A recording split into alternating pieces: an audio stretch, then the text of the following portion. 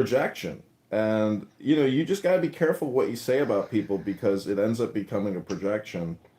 And, you know, that's life. I mean, you can't win with insults. You just can't. And it's not even winning, it's about intelligence, you know? Right. That's true.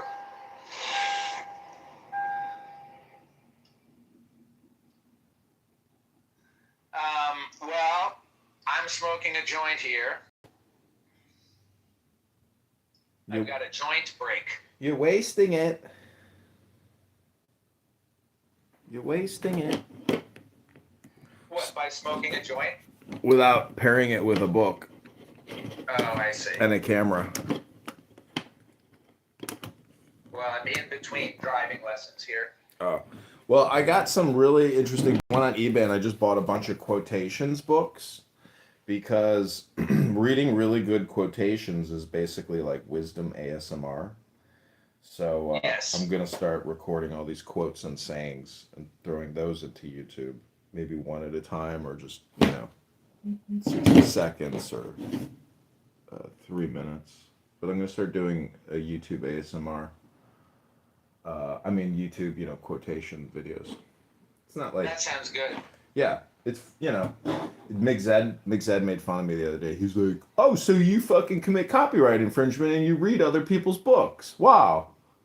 How is that copyright infringement? He's like trying to be so pure and austere where if like it's not original or you didn't create the intelligence, like you're basically stealing from somebody.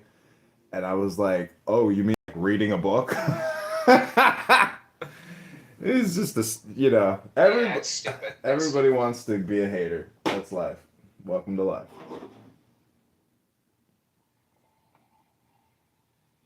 Do you drive? You have a car, right? Yes, of course. But Yeah. you know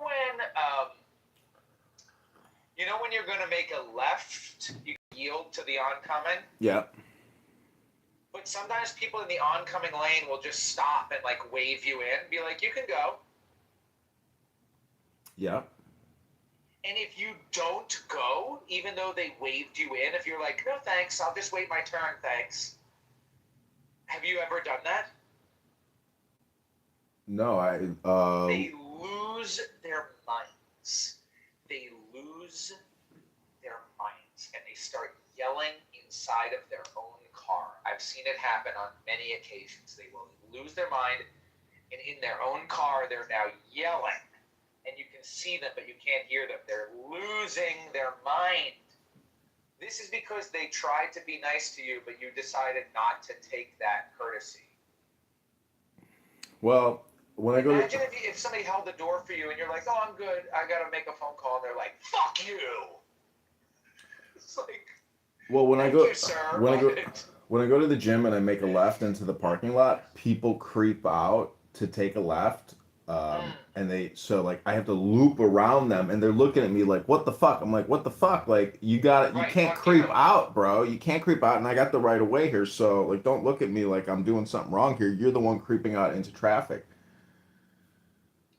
Very much. Very much. They Um, know they're in the wrong and you just look at them. You don't say anything, you don't make any gestures. You just look at them and you drive by right. like, "Hello, I'm driving correctly." I am correct. You are wrong. Yeah, anytime, can you imagine getting robbed and then you get angry and you insult the robber so the robber decides to kill you? Otherwise, the robber wasn't actually going to kill you. He was just going to rob you and leave, but you decided to open your mouth. You mean that's actually stupid? Like, why would you do that? Meaning that, like, you know how people crash out on Clubhouse and they open their mouth and they start, lobbing insults. What I'm saying is, like, there's probably been countless examples of people getting robbed who weren't gonna die in the encounter, but because they opened their mouths, they ended up dying. Right. Right. Right. That's true. You know, Yeah, I mean, I've been robbed and I haven't died because I kept my mouth shut. But I imagine if I was like calling the robber the N word, he might have just Yeah. lost his patience with me and killed me. Well, I worked at this assembly warehouse after I got out of the army for Avon. I was a shift supervisor, and this woman Molly, she says, "John, I want you to fire that person right over there. You know, his name is Cornelius or whatever the fuck his name was. You know, black kid." And so I said, "Okay." So I walk up to him. I say, "Can you come over here? I need to speak with you." And I bring him into an office, and I'm like, "Well, you know, Molly told me to tell you that this is your last day and that I have to fire you." He's like, "What? Why the fuck that bitch want to fire me?" And I was like, "Well, listen, what we're going to do is we're going to go in her office and you're going to apologize and say you're sorry for, you know, not working hard enough." And so we for an hour, dude, we ran this kid through a script, and he said, "I'm sorry, I'm gonna work 10 times as hard, and I apologize, you know, for not wearing the gloves and looking at my cell phone and all this shit." So we literally, I said, "Don't say anything else. Just ask for forgiveness and say you're sorry, and just say what we told you to say." And that's so we go in the office. And she's like, "John, what the fuck are you doing? Why are you bringing him in my office? I told you to fire him. He's done. He's got to leave the facility." And I said, "Well, before he leaves, he wants to say something to you." And he goes, "Why the fuck you want to fire me, bitch?" Oh my god. I couldn't He didn't say believe anything it. else? That was it. He just he exploded on her. I And thought you were gonna go off again and say more. dude, I thought you were gonna go off. I shook my. Hey, you bitch! I'm gonna fucking kill you, bitch! Bitch, I'll kill you today! I'll kill you today, bitch! Couldn't believe it, dude. I was like, as I walked him out, I was like, "Bro, why did you do that, man? We told you not to say anything. We told you exactly what to say. The whole thing was a forgiveness act." I'm sorry, John. I just couldn't help myself, sir.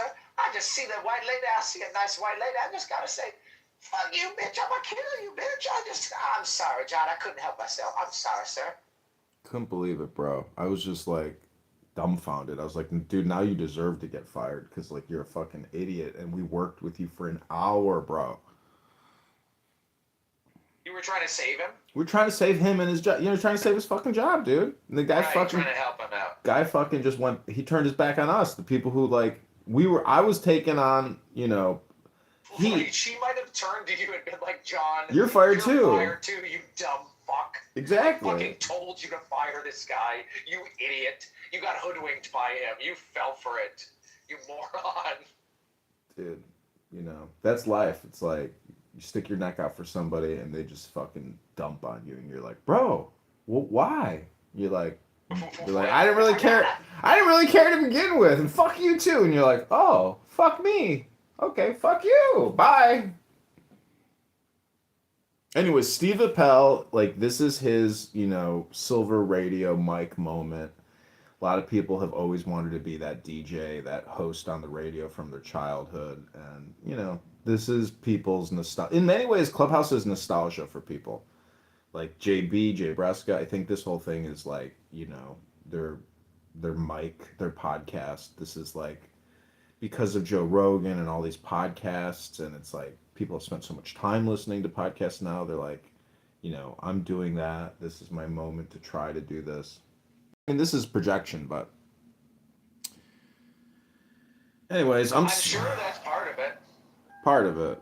But it's not It's not a podcast. It's a never-ending stream of retardation. It's different from a podcast.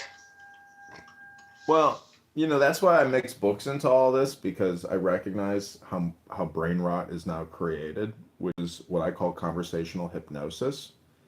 All communication is hypnosis. So if you're just having regular conversations like the way we're having, what we're really doing is having a low grade information exchange.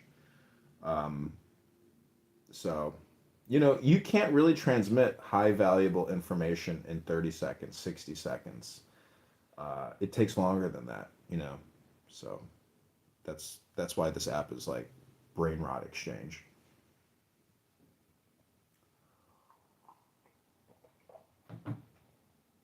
And what people are saying isn't intelligent to begin with. So you just have stupid, you know, hypnosis exchange. That's what it is. And and this is the other things. People are subconsciously looking to get laid.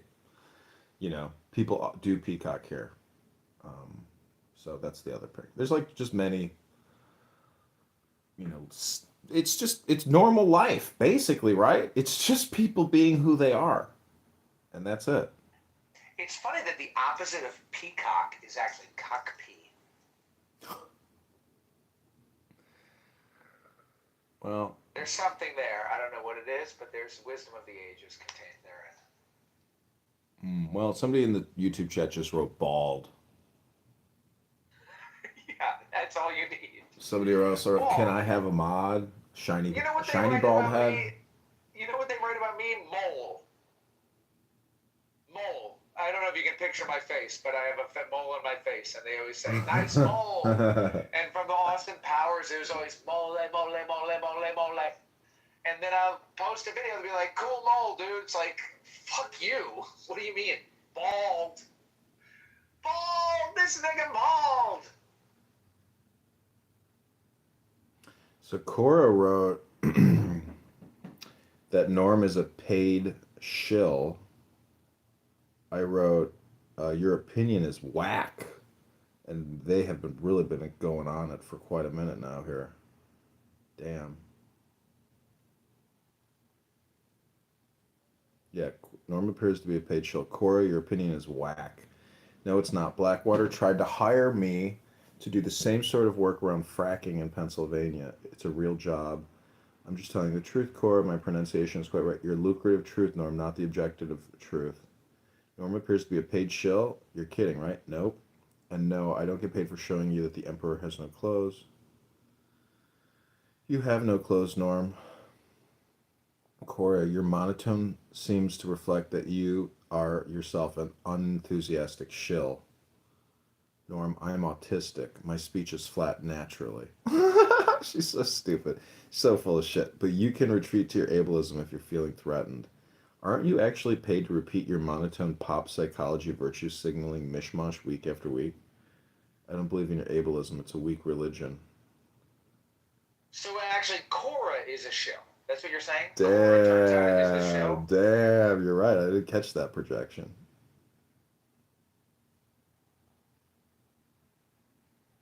That's like if Uncle Steve attacked you and he was like, John, you don't even make any money for your stupid time on Clubhouse.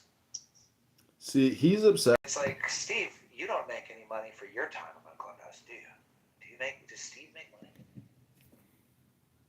So I told Steve because he basically had like a man cave show kind of in the beginning, and I was like, Steve, we should try to sell your catalog to a hedge fund or a VC looking to get into podcasting. And I was showing him all these Spotify articles about how they're, expanding into and so I told him maybe we could sell your show, and obviously that never materialized because it's nobody's going to buy shit, and so he says like I'm a liar and that I fed him a bunch of lies. It's just he's just You fed me a bunch of lies about how I was talented and people liked me.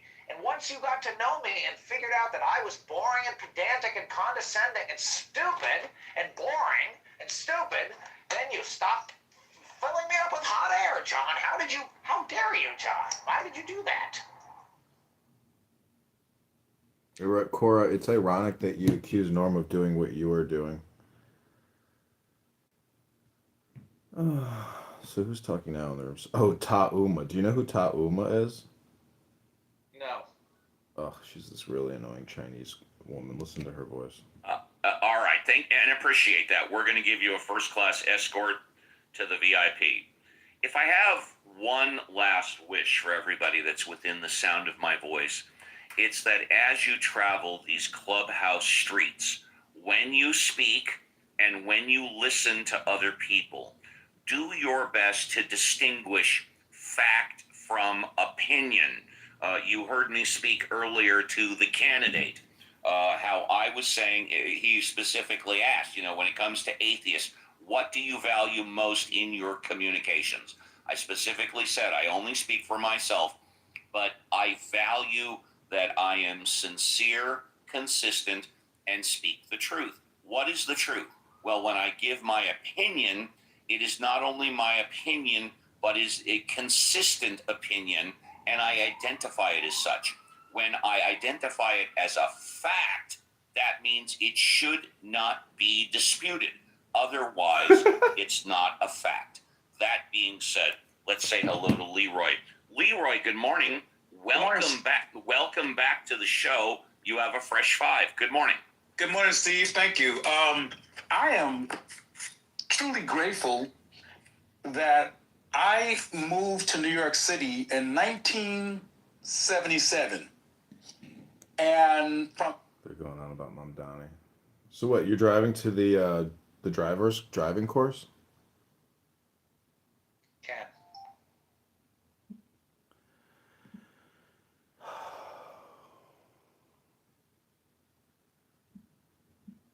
Well, I'm about to try my first ever Zin.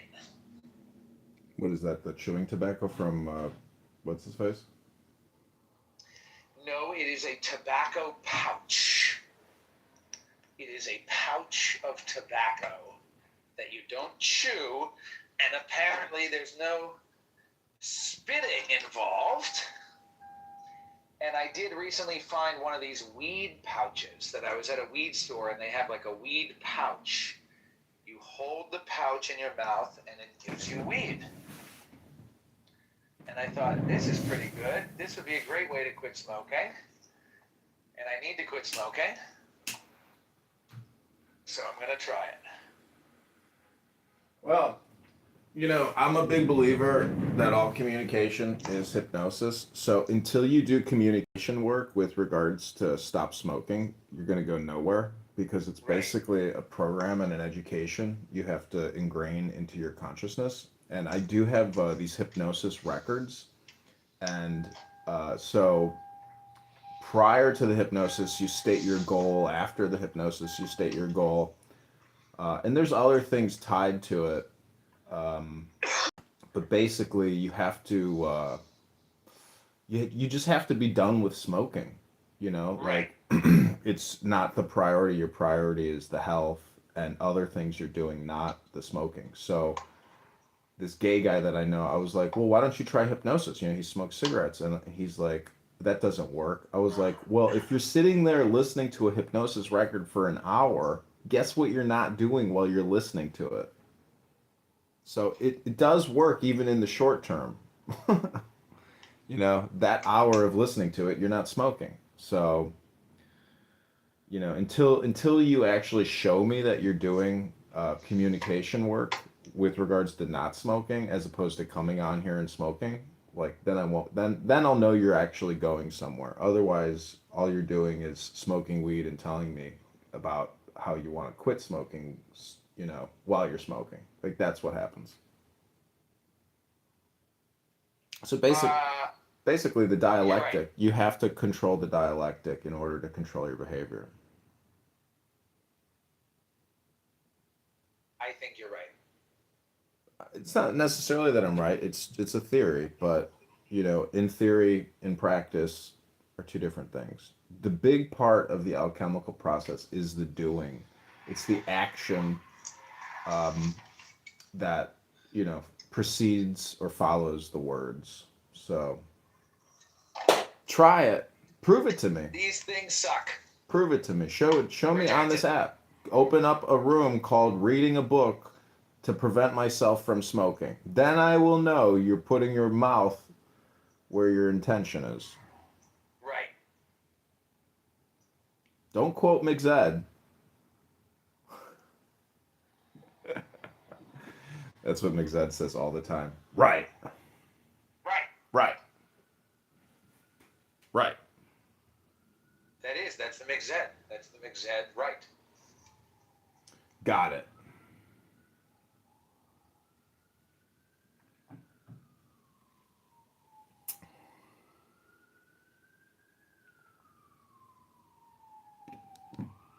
Coming down to the end, 13 minutes left. Don't invite anybody else up. Let's go to the candidate. And by the way, the candidate is a perfect example of how I am consistent and run the show. I've said it a gazillion times. I don't care if I like you. I don't care if I don't like you. I don't care if you agree with me or you disagree with me, as long as you're respectful, which the candidate is, he is more than welcome to come in the room and get his fresh five, which he already got. And now he gets his closing thought and burning desire. Candidate, would you like to say goodbye? Yeah, thanks, Steve. I think all of us on this app, consistently repattern ourselves into this app and all these relationships and communications exchanges we have. And I just want to read, for 60 seconds, some quotations from a book. Yes, I got. and by the way, I've been consistent about this. Anybody is entitled to read for 60 seconds, and then if it takes more than that, you can read for 60 seconds. Go ahead. Okay, if you're given a choice between money and sex appeal, take the money. As you get older, the money will become your sex appeal. Nothing is more difficult and therefore more precious than to be able to decide. It is easier to find men who will volunteer to die than to find those who are willing to endure pain with patience. Errors of haste are seldom committed singly. The first time a man always does too much, and precisely on that account he commits a second error, and then he does too little. It isn't enough to talk about peace, one must believe in it, and it isn't enough to believe in it, one must work at it. Humility is no substitute for a good personality. What I don't like about office Christmas parties is looking for a job the next day. That's Phyllis Diller. America is an enormous frosted cupcake in the middle of millions of starving people. Gloria Steinem. A long habit of not thinking a thing wrong gives it a superficial appearance of being right. Thomas Paine. He that fights and runs away may turn and fight another day, but he that is in battle slain will never raise to fight again. That's Tacitus. So, we have 30 to 60 seconds to exchange information with each other. And I, just like reading books, because if I am in charge of my communication management, I just want high value intelligence, and therefore it becomes a book club. And that's my criticism of atheists, is that they're refusing to participate in a high value information exchange using books in a book club. I would just encourage you all. I have a house here on Clown House called Book Club. I read books every single morning of the week for about an hour, usually sacred spiritual texts, which deal with the self, which is really personal development. And self-development and self-analysis or self-actualization. I like to consider myself as a self-actualization comedian or a self-actualization politician. And all I'm trying to say is that stillness, silence, peace, joy can be held and had by all, but you have to choose to create that sacred space for yourself of contentment through content. And this app is so full of neurotic thinking, compulsive thinking, never-ending thinking, that until you slow down and get into a quiet space, it is dialectic ASMR or neurolinguistic programming. That's my point. No one can prove there's a God. No one can touch, taste, feel, or smell unless you think everything is an extension of the God. The all, this phone, this conversation, the coffee in my mouth. It's, there's a Yiddish expression, alles ist Gott. All is God. And so if, as an atheist, you deny that sentiment that all is God, I don't know what ground you have to stand on. You call yourself a moral superior, you have moral superiority and just social justice virtue signaling on a whole range of topics, but yet you deny the existence of everything because you say there is no God. So all I'm trying to say is meditation and books or poetry is a great way to experience your great journey. Thank you. I'm complete. I'm going to follow that up. Normally, I would drop you as anybody else to the audience, but I'm going to follow that up with a couple of questions. Have you ever heard me once say today or at any time since you've known me, which has been a couple of years on Clubhouse, that I am morally superior to anybody? Have you ever heard me say that once? I wasn't addressing you specifically. I was talking generally. You addressed atheists. I'm an atheist. Have you? I assume that's a no, because I can tell you all, I have never once said I am morally superior to anybody. Now, Uncle Steve, I'm yes. pretty sure you're morally superior to me. Well, other people have said that. I have not said that. I know you, so I'm comfortable saying that. Okay. Number two, Since I've known you, I have blocked about 18 of your different accounts because I only want to deal with one candidate. When you say you want to have, well, I'm paraphrasing now, open, honest, intelligent discussions, I don't know how putting together at least 18 different profiles does that. And last but not least, I've heard you say since I've known you over 100 times that all, quote, all communication is hypnosis, close quote. Let me repeat that. Since I've known you, I've heard you say over 100 times, and I have the receipts, all communication is hypnosis, close quote. So here's my last question for you to answer intelligently, hopefully. If indeed all communication is hypnosis, are you using hypnosis to try and get people to vote for you? Well, if I believe that all communication is hypnosis, and I believe that I'm exchanging high value information or intelligence with voters, well, then hopefully they'll vote with me because they respect and appreciate my truthful intelligence that I'm trying to share with them. But Steve, I've had 100 Clubhouse accounts because I record everything I do here and put it on multiple platforms, much to the dismay of many other users who end up getting recorded and resent the fact that I record myself or use my cell phones in the way that I choose to use my cell phones. It may be a little eccentric, but nonetheless, this is an art project that I have chosen to pursue. And all I can say is, Steve, you have created great content for me, so I appreciate that. And I appreciate you. And you run a professional room. But it's your show, and I respect that. And the thing is, what I said about the book club and about enlightenment or meditation, I'm just a broken record repeating myself on this app as well as everyone else. We're just repeating a pattern. And that's all I really have to say, and I hope everybody has a great day. First class escort to the VIP, quote, I'm just a broken record repeating myself, close quote. Those are the facts. I will let all of you decide for yourself. Let's go. You know what? Andrew is here. I don't think Andrew has spoken yet. Andrew, please unmute. Have you spoken yet? No, I have not. You know what? We're going to go OT. Andrew, I'm going to give you a fresh five, my friend and neighbor to the north. Good morning, Andrew. It's a pleasure to see you back on the show, everybody. We're going to go OT. Andrew, what would you like to talk about? Well, I had a few things, but many of them have gone away. I just want to comment a little bit about some of the things that I've heard this morning. In regards to your shutdown, I really sympathize with the American people that are suffering. And I think maybe you might want to consider changing your form of government from the Republican format, which you have now, that your founding fathers passed on to you, to more of the Westminster-style parliamentary system that we have here in Canada and the United Kingdom. For one reason, and this is the reason, this kind of thing that you are experiencing in the United States does not happen here. It cannot happen here. Because and I'll give you an example, it's recent too. Justin Trudeau was our prime minister not more than 9 months ago. He hadn't passed a budget since spring of 2024, so we're talking 18 months. But the government continues on. I don't need permissions. Generally, we expect a budget in the spring. That didn't happen. We had an election. So then we expected maybe the Carney government would put a budget. They didn't. They just did the other permissions day. To use so my we're cell talking phones. 18 months.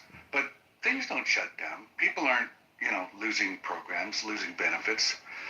We're just waiting until a budget is passed. So that budget was tabled in the House of Commons. Now, the Liberal government, as we have now in Canada, is a minority government, which means they don't have enough seats by themselves to pass any legislation whatsoever. It has to go to the House of Commons and it's voted on. If they do not get that legislation passed, that's considered a non-confidence vote, and we would go to an election because the House has no confidence in the ruling or the party that has the most seats. And I'm going to interrupt you very quickly. In your country, you vote for parties. You do not vote for individuals. Please continue. Well, that's not quite true. Oh, I thought it was. I apologize. I must No. be wrong. Sorry about that. Go ahead. Well, I mean, you vote for parties too. No, that's not true. In our general election, it doesn't matter what party we vote for. We vote for an individual. Yeah, Go ahead. so do I. So do I. Oh, okay. I mean, I have a constituency here, and there's 3, 4, 5, 6 candidates running. I vote for one of those candidates. If they're a conservative and I'm not a conservative, I'm not going to vote for the conservative candidate unless he's got some really, really strong local policies that are going to affect me here personally.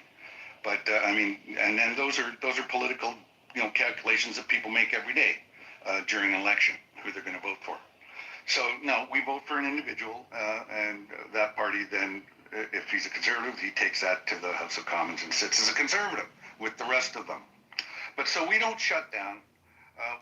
Our government continues on. There's continuity, and then we just wait to see when the next election's going to be. So, as I said, we just had a budget that was tabled, and it slightly passed because I don't think anybody wants to go to an election right now. We just had one, so there's a political calculation that people are making. In terms of non-Danny, I think this is really, I mean, it's going to be a disrupting force, but I think it's probably a force for good because the affordability crisis, we have it here too. We have it in, most places, I think, around the world. You look, at least in the Western world, there's an affordability crisis. And things are out of reach. They're not just like, you got to work hard to get them. They're out of reach for most people, especially the young. They don't, I mean, they're walking into a situation that their parents didn't and their grandparents didn't walk into. They had a chance. I think the chances are very, very slim now for most young people. And so what alternative do you have? This is a repudiation of unbridled capitalism with a 1% totally filthy rich and the rest of us struggling to scrape by. And as long as that continues, you're going to eventually, and I told this to my sister many, many, many years ago. I said, there's a revolution coming. I don't know when, I don't know how it'll be, but I think we're seeing some of that now. There's a revolution against this oligarchy, whatever you want to call it, where people have just such enormous sick wealth and the rest of us are just struggling. And my final word is I had a great experience last night, tremendously nervous. My football team was in the Western Final to go to the Grey Cup. They were down by 7 points with 63 seconds left, and with 14 seconds left, they scored a touchdown, taking them into the lead, and they are now going to the Grey Cup. So I'm very happy about that. I had to have a beer right after that, which was late, but that was okay. So thank you very much, Uncle Steve. Everybody have a great day, and we'll see you on the Clubhouse streets. Oh, and the other thing, on Clubhouse, just curate your friends. If they're really bizarre and way out there, then, keep your distance. Thank you. Thank you very much, First Club. Can I just say one thing to Andrew? Yeah. I think his criticisms of our form of government are really helpful. I think, though, without even going full Westminster parliamentary in nature, if we just got rid of the filibuster this way, right? I mean, you wouldn't be able to hold things hostage like this. This is a simple procedural rule that we could get rid of, and that would go a long way to making government better. And you know what? I would take, as a Democrat, I would take a loss on this healthcare subsidy thing if we could get rid of the filibuster. Because long term, I think that would be for a great government. Entire graveyards could be filled. And before we move on, I'm on ChatGPT, and again, ChatGPT is not always 100% correct, but let me take 60 seconds to read to you what's on ChatGPT, so take it for what it's worth. Quote, in Canada, you do not vote directly for the Prime Minister. Here's how it works. Voters cast a ballot for a local candidate in their federal electoral district, and then it says, in parenthesis, riding. That candidate may represent a political party or may run as an independent. The party that wins the most seats in the House of Commons of Canada, often a majority of seats, then forms the government. The leader of that winning party is invited by the Governor General of Canada, the Crown's representative, to become Prime Minister. So in short, you vote for an individual candidate in your riding, but the decision about who becomes Prime Minister is indirectly based on which party gets the most seats, who leads that party. Again, I would never disagree with Andrew. Andrew comes on, he's a friend of the show, a neighbor to the north. He clearly knows a hell of a lot more about Canada and the politics than I do. I'm just repeating what ChatGPT says, so take it for what it's worth. Let's go to David. David, would you like to say goodbye? Well, I just wanted to. While I was listening and hanging out, I was going through my New York Times Sunday edition today, and there was an advertisement taken out on page 16 by the general manager of strategic think tank in Amman, Jordan, a gentleman by the name of Hazem Salim Damor, and he's calling out the White House for hosting the president of Syria tomorrow, where billions of dollars in rebuilding contracts are going to be probably entered into. He frames this gentleman as this new president that Trump, basically has embraced as being on par with bin Laden. Hopefully when he's in the White House, he doesn't pass out on the White House floor like that other person from the medical industry did a couple of days ago, but please continue. Well, no, I'm pointing out this advertisement because, we're attacking Mondami pretty severely, and yet, he's an American. He was schooled here. He's now been elected to arguably one of the most important cities in the world. And, we're creating common cause and giving, he was on the terrorist list as of July of this year. So anyway, I think if we can give this guy some grace and say, hey, we can help rebuild your nation, and you're not going to trim your guns on us or the state of Israel and our friends, I don't think Mandami rises to the level of what this guy was and what he represented as an enemy of us, and the terrorist toll that he exacted running the show over there. So anyway, I just wanted to point that out. I don't know how it adds to the room or not adds to the room, but. And then also recall the business dealings that Trump entered into with Qatar. I'm going to give you 30 seconds because I'm going to land right here. But yeah. So anyway, I'm just saying that we, just because one might have a certain religious persuasion, does not necessarily mean that you're going to, net out the stereotypes that oftentimes are assigned to you, or. Let's just see what happens. So I'll land there. I appreciate it. Thank you very much. Unfortunately, we are rushed for time. Norm, I can give you 60 seconds tops if you want to say goodbye. Very well. As with the previous speaker, anybody who doesn't know how much a subway ride costs is not a New Yorker. It's $2.90. And if you're handicapped or need money, you can go for half. That's $1.45. That's a pretty good deal.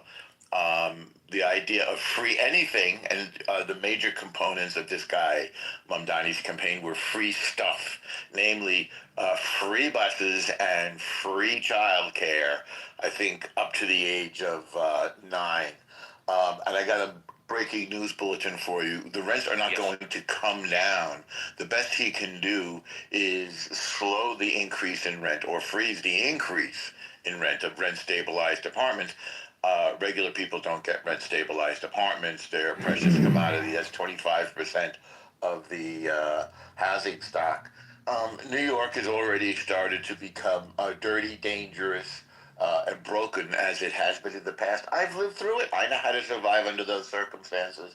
What happens is poor people die. That's what happens. Poor people, black and brown people, die and are burglarized because the law isn't enforced. Go look at some of the old movies, like The Taking of Pelham 1, 2, 3. Pelham 1, 2, 3, or, yes. Or Fort Apache, the Bronx. People had 15 locks. I'm not exaggerating. 15 series of locks on their door, plus bars and stuff against the door, because people would just burst into their apartments and kill them, as happened to a friend of mine. Most people in New York had been victims of crime around the time when the other democratic socialist who was trying to run this. Even I also like to. Hey, what's up, Dad? Not to say my night. What was that? Sorry. Snowstorm. Yeah, I saw some flakes floating out. I got 2 more ACs I gotta pop out. Oh, really? I'm looking out my living room window through into the patio, and then I'm seeing palm trees and water. Oh, joy. Oh, joy, it's rough out here. Anyway, so everything else okay? Yeah, all's well. Samantha just texted me. She said mom's plane took off. And, yeah. Okay, so you're a free man again now. Yeah, I'm free. I guess she slipped in, got her stuff, and, I told her to just leave the key downstairs, and, I'm sure. She taking Uber to the airport? No, Marty took her. Oh, Marty took her. Oh. Yeah.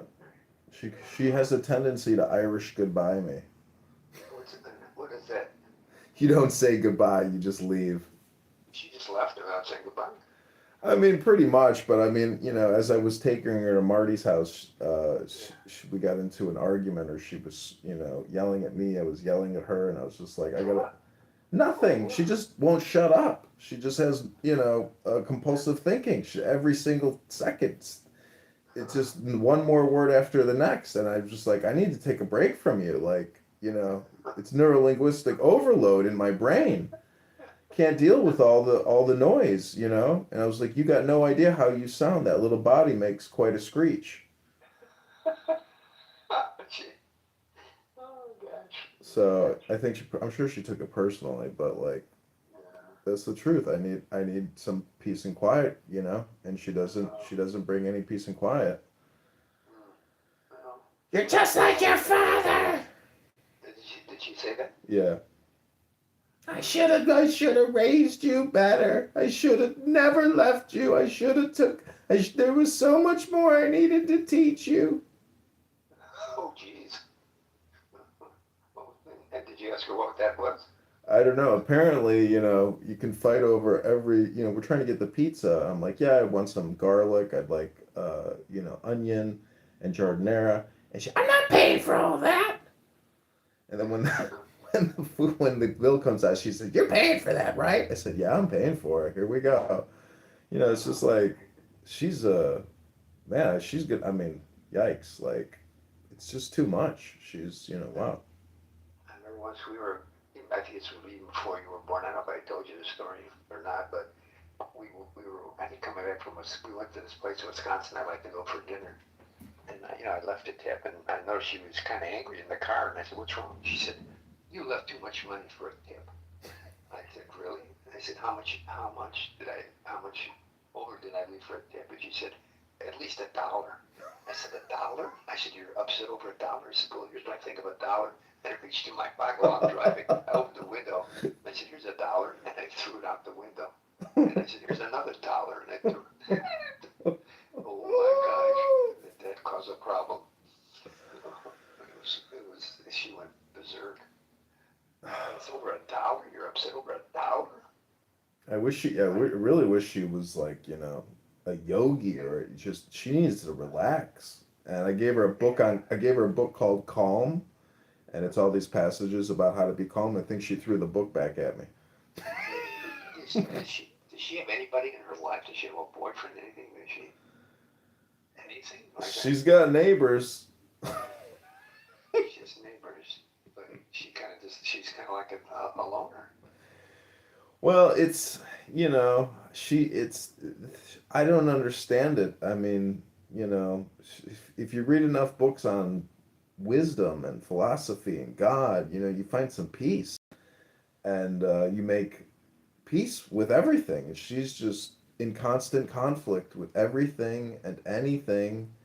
And Is she still friendly with her sisters, or did, no, she doesn't talk to I don't. She only talks to maybe one or two of them.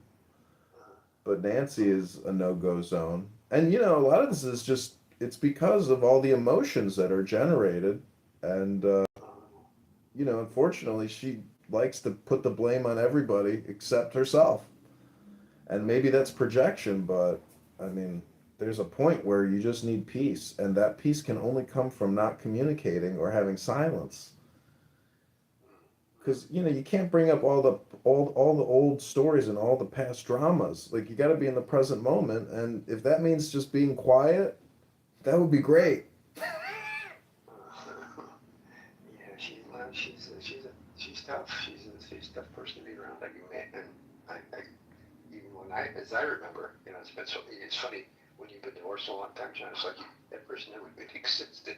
It wonders like a dream. You know, I can't even imagine myself, you know, in those years. So time goes by. You know. Well, Sometimes I'm her son, and I get the feeling she wants to use me as a companion. And oh, really? yeah, meaning Well, that like I thought she was more in tune with Samantha than anybody really. well, you know, Samantha has, you know, her relationship. I have my relationship, but the thing is, it's like I can't force anybody to be anything. All I can do is try to control my environment. And if that means, you know, shutting the door and saying, you know, I'll call you, don't call me, but here's a key. Like, I need some alone time. I mean, the thing is, she can't sit still. And next thing I know, she's done this and she's done that. And now she's left me with more work that I wouldn't have done, you know, unless she showed up and decided to pop those tiles out of the wall. Oh, thanks. You know, things like that, where she just pulls out a knife, a butter knife, and starts carving away, and you're like, what the F are you doing? You know, I didn't ask you to do this. Can you sit still on your hands? What's wrong with you? You know? Yeah, yeah. I guess she has to be doing something. Yeah. She needs to, you know, read a book like everybody else and stretch her body and have a bite to eat. I mean, it's not complicated to not cause conflict, you know? Just Yeah. be a pleasant Maybe guest.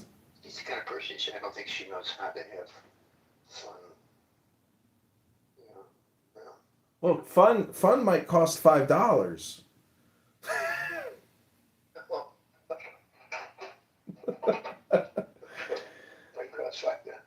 She said, You know, your steaks here are cheaper than in Albuquerque. They're only $13 here. and I think she boiled it. It was the most disgusting steak I ever had in my life. Yeah. Yeah. Well, you know. Yeah, well, well, you have to admit we were complete opposites, weren't we? You really were. I can't believe you. You know that she keeps going on and on. Your father was a scam artist, and he only married me to fulfill more of his scams. I was a pawn. I was his patsy. And I'm like, you know, she really, really. I mean, you know, She was such a patsy, but she ended up probably taking the fruit from she the said, tree. she says, Your father was a thief, and I was the better thief.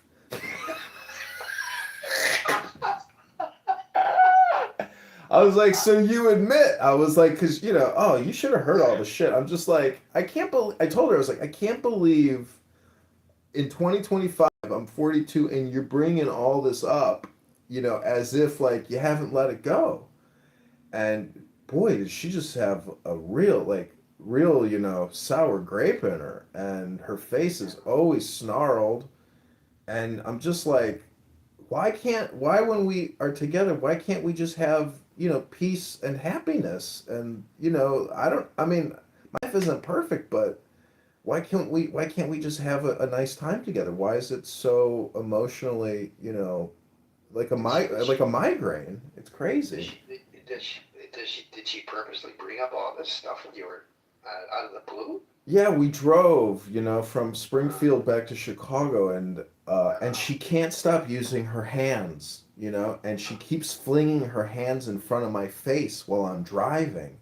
And I said, "Stop putting your hands in front of my face while I'm driving. Just sit on your hands if you have to. You don't have to have a conversation with your hands." And she couldn't stop. And eventually I had to give up because she has to talk with her hands.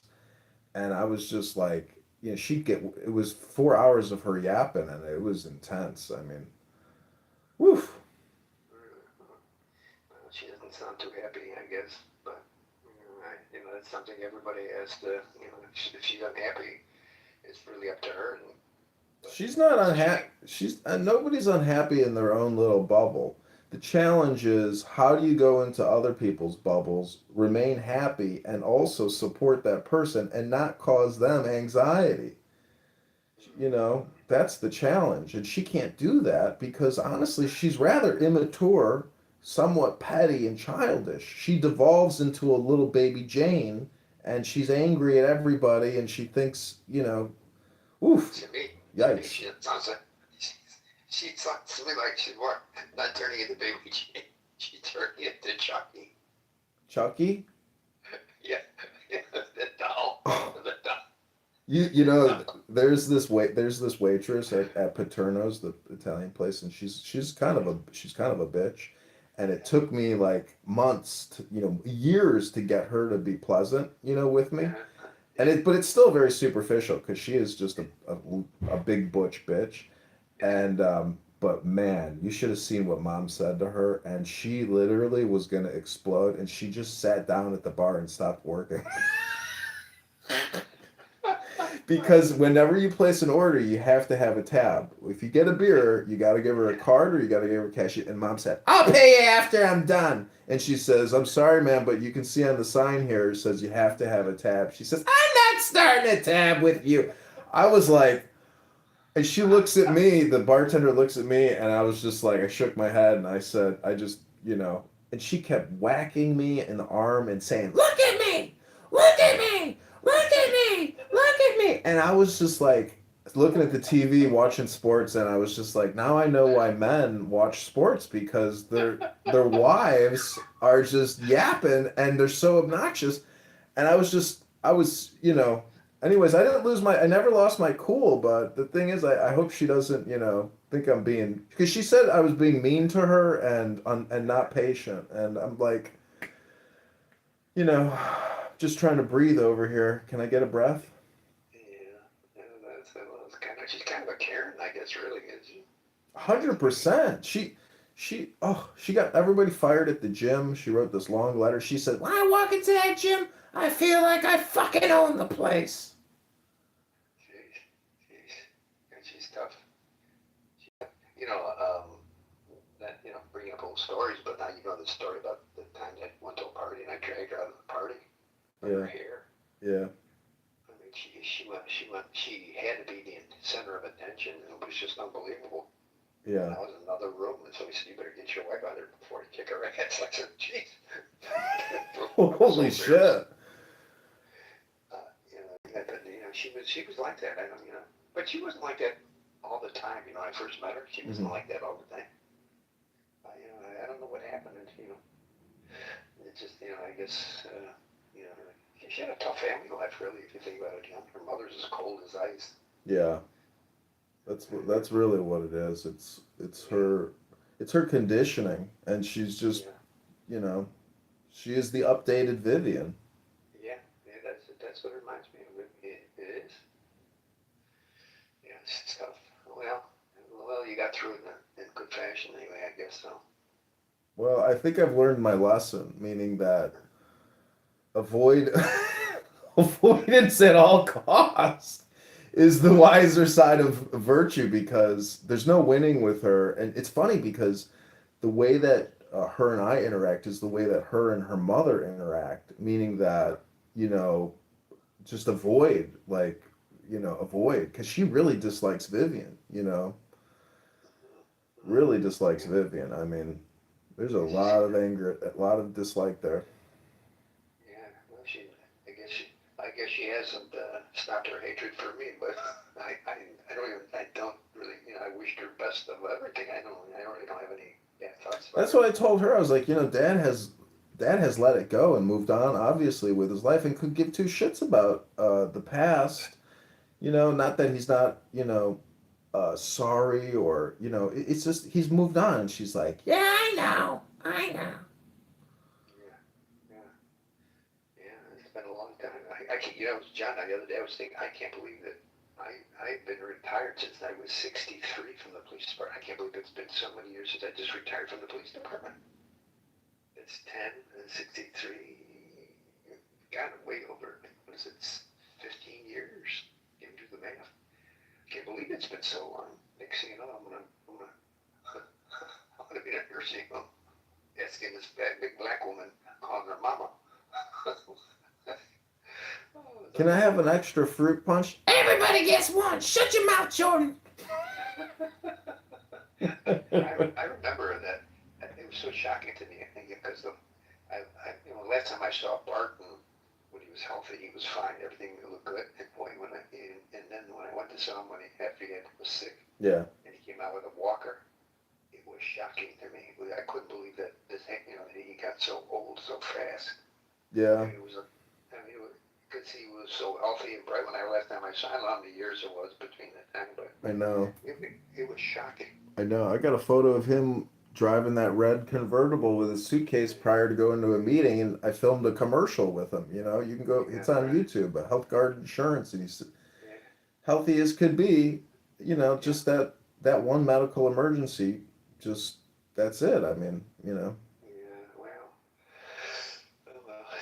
best to take life, take the good parts and enjoy it, because there's no happy ending.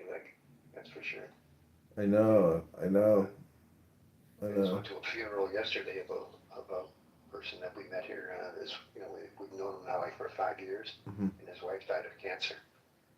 And the guy's heartbroken. She was 70 years old. But it's unfortunate, but life throws curves. But don't forget, take time to enjoy it all. And you're probably not wrong to be at peace as much as you can. What can you do? Yeah, I mean, you can only get it yourself. I read in a book, it's like your mother and your father can only do so much for you. Like once you have wisdom and knowledge, like you have to rely on yourself. I can't, rely on my mother for anything other than, I guess the Bible commandment, honor thy mother and thy father. And if I fall short, I mean, I hope it's better than otherwise. Yeah, I've always felt that. I never really thought about my parents as influencing me. To be honest with you, I never really. I mean, I know my dad was mechanically inclined. Maybe I got some of that, but other than that, I don't know. I never remember my parents having any effect on my. When I look back at my life, I realize I screwed up myself. I made some really bad decisions, terrible decisions. But that's life. Hopefully they don't come back to haunt you. Yeah, exactly. I mean, look at this house. It's haunting me, because of the resurrection of debt. I mean, I thought Yeah, this was out of my life.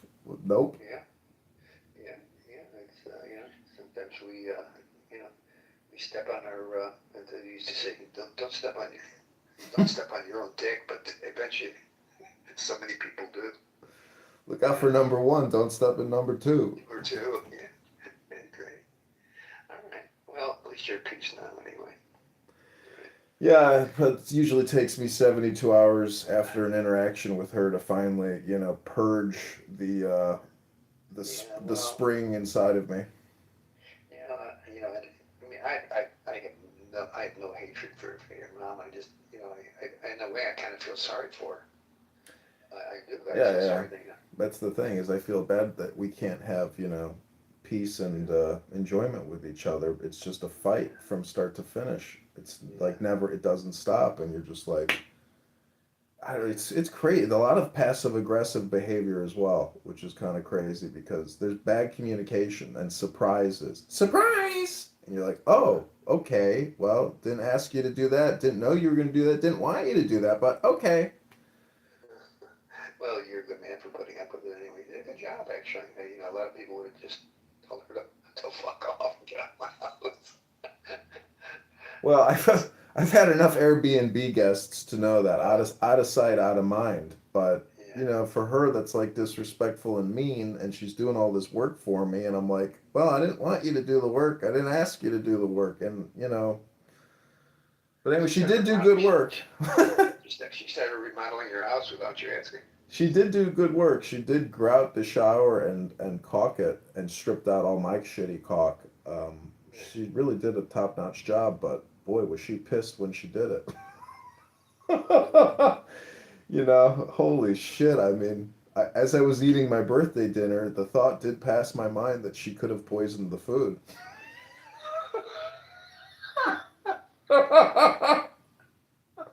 I'm not kidding you. That thought really did actually go through my mind, and I'm like thinking to myself, stop thinking, like stop thinking, you know, just stop thinking. Yeah, that occurred to me many times too. That's why I was thinking of hiring a food taster.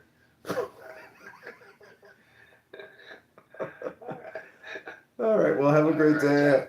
Good chat with Be you. careful. Don't slip and fall in snowy weather again. So. Oh, no, I'm used to it. I got my ice bucket ready to go. I mean, my salt bucket. Okay, all right. Well, be careful. Okay, love you. Talk to you soon. Okay, talk to you soon. Bye. Bye. Thank you so much. Even I also. That's the truth. That's not opinions. Those are facts, right? Everything is an opinion. Oh boy, what a life.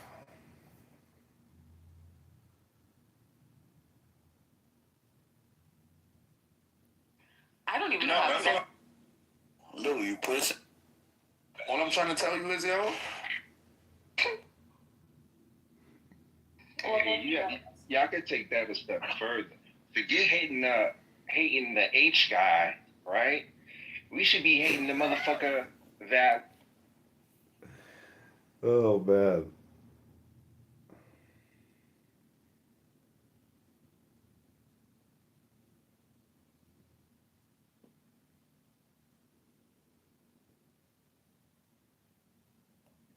Okay, this is the John Kitover Candidate Congressman podcast.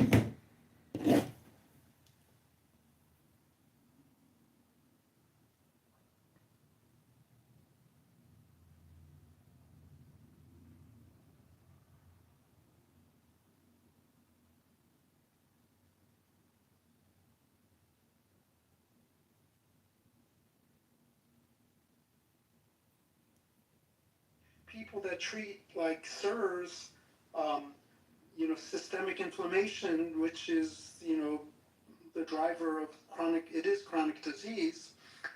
Like the mast cells, they have over 1,000 molecules in there that in your body do all of these different things, and we can only measure a few of them to measure function. And so the mast cell activation dysfunction or syndrome is a big deal. And just even in our own basophils and mast cells, which are types of white cells, we have this amazing pharmacology in there. And to just redact it and put it out to just one chemical when there's a whole system going on that provides balance in a biologic system, and like mold-related illness, molds didn't evolve to live inside wet walls of buildings, and so now we have sick building illness, or which is fairly common increasing illness because we have walls where the fungi are challenged and they get privileged place to live. So keeping things in an ecology is important, and that's the advantage of a plant, that it provides all of these other things, not just one chemical, that do all these wonderful things, and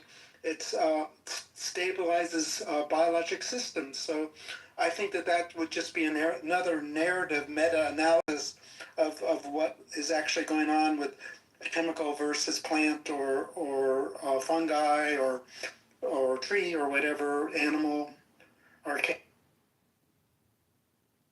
a magic thing. I love it. Beautiful when about it's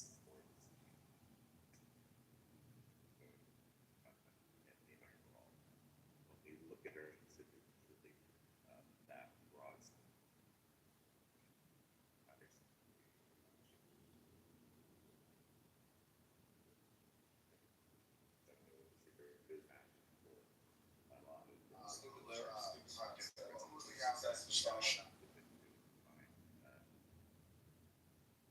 here's an ETR, you know where you are, you're I hope you've enjoyed the conversation today. Every single Sunday, 8:30 they close all crypto.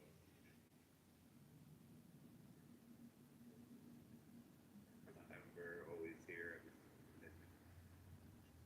Showing up, always all the friendly people will come up and say what's up. Wow. James, Turned everything down now. Now you can't hear me. Can't hear me at all? Is this better if I like get my face right now? So the microphone can hear me. you find her? Maybe so. What I did wrong there. Hold on.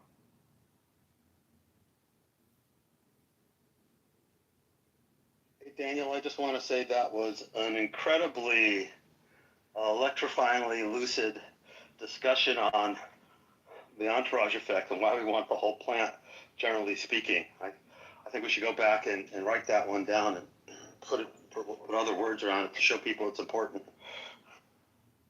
And I have an addition for you, particularly Jordan, that I've been wanting to tell you, that in terms of your book and your process, randomized clinical trials were designed to make patents. Well, that and in reaction to the thalidomide disaster. So those, I'm sure, went hand in hand. Yep.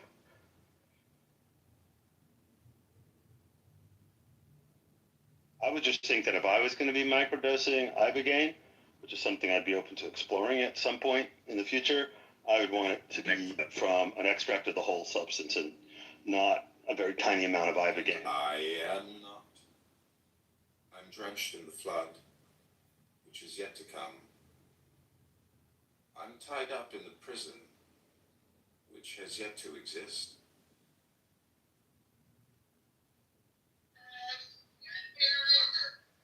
How about you, Wendy? Anything else? Well, everyone's on mute in a rare moment of silence. Yes, James. Well, James is gone again. James, you're in and out, dude. The conversation's interesting. After I finish up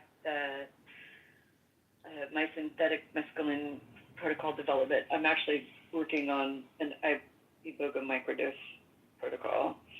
So this is good for me to learn about. Do you have an answer to my question, Wendy, about if you took what would be the equivalent of a microdose, functionally as we define in terms of classic psychedelics, is there a chance that could go on for 2 days because of the way iboga or ibogaine is, or would that only really happen to people who are taking full doses? I personally believe that that period that extends outward is longer. So like the second day effect, as James calls it, will probably be more on the third day. So from the preliminary research that I've been doing, like collecting stories from people on their experiences, just to get a starting point for some stuff. Most of them do it like every few days, every 3 days, and because they don't feel the need to do it every day. And you don't need to kick the potter's. You don't need to kick the potter's wheel as often. Those processes are already all going. Well, that was really interesting. Also about the non-competitive binder. I want to read up more on that. Yeah. I from my microdosing with Amanita, I always find it seems to stick longer than most of the other ones that I work with. And I feel like it's that same type of concept when you're in that particular space. Because ketamine can be sticky. Is it because they're both glutamate related? Yeah, it's the glutamate and choline. So you need both glutamate and acetylcholine for memories and to capture information. So glutamate and choline are responsible are indicative of your attention.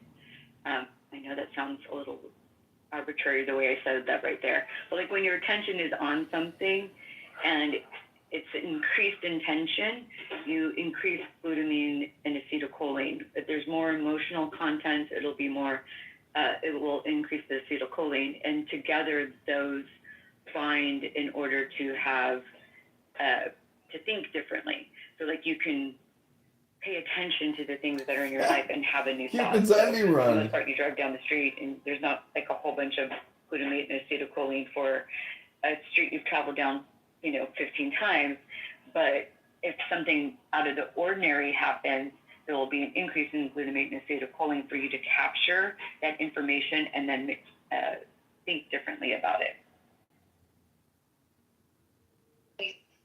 So back with this, with the iboga, there is, especially with the opioid receptors, because opioid increases, I forget, I don't remember. I don't want to say this off the top of my head, but there's 2 receptors that are on iboga that increase both glutamate and acetylcholine. I just don't remember which ones, but I know the opioid plays a part in that as well. So anytime you tickle the opioid receptors, you're increasing. Do you remember, Daniel, if it's glutamate or acetylcholine, or does anyone know? Oh, Wendy, talk neurochemistry to me. I love it.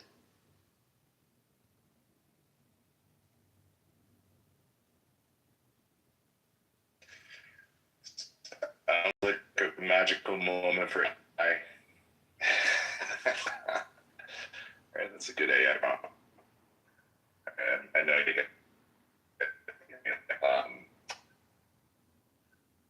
This is a fascinating conversation. Bringing that to the table would be great. And I think we're going to be talking about Iboga and Ibogaine quite a bit as the discussion. There's a lot to be said here.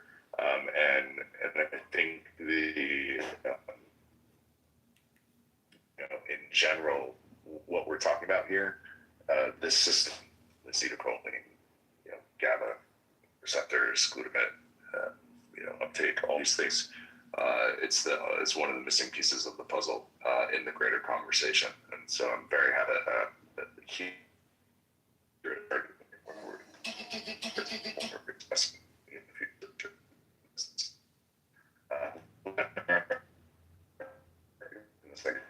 Michael James up on top, hanging out in the eight.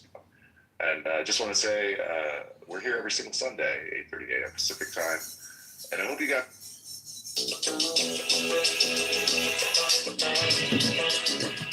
Thank you, James. Damn, bro, can't put on a show. When that album came out. But my opposing, Tupac is not culturally or stylistically an East Coast rapper at all. He's not, and he's not rapping to East Coasters. He's rapping to That's how we get around that, Marty. Don't say Tupac, say MC New York. She puts MC New York. Okay. There you go. MC New York I'm gonna say MC New York, but before he died, if y'all that we're the only people alive who have the ability to change things. We have capacity, but we also remember the old world. You know, like Gen Zs don't remember the old world. Gen X and Boomers have low capacity, and we're the only people with both. So if we don't get to it, it's over.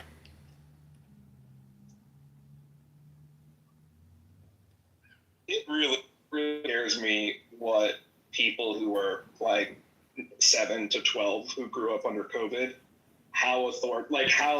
what level of authoritarianism they will think is perfectly permissible if we don't change the culture radically back to what we used to be. Because what they would be capable of when they're 50 and 60 in terms of what they think is normal